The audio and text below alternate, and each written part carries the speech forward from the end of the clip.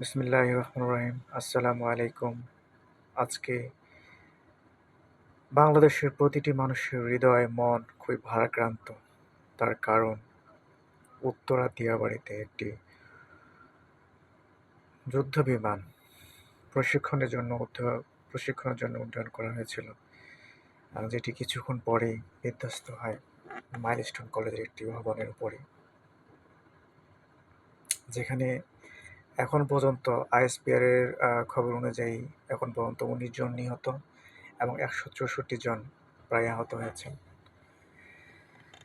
আল্লাহ সে সকল পরিবারের পিতামাতাদেরকে শোক সহ্য করার সামর্থ্য দান করুক, শোক সইবার শক্তি দান করুক। জানি না এই শোক ওনারা কীভাবে সইবেন। এই শোক ছোট ছোট বাচ্চারা, নিষ্পাপ বাচ্চারা অকাতরে তাদের প্রাণটা সেখানে চলে গেল। সত্যি হৃদয় বিদারক এবং সত্যিটা ভাষায় প্রকাশ করার মতো না। আমাদের বাচ্চারা আসলে কোথায় নিরাপদ? খুব কষ্ট হয় আমাদের ভবিষ্যতের প্রজন্মের জন্য, যে যারা আদৌ আমাদের কাছে নিরাপদ কিভাবে, ভাবতে খুব কষ্ট হচ্ছে আমাদের। ভালো থাকবেন, নিরাপদে থাকবেন। আসসালামু আলাইকুম।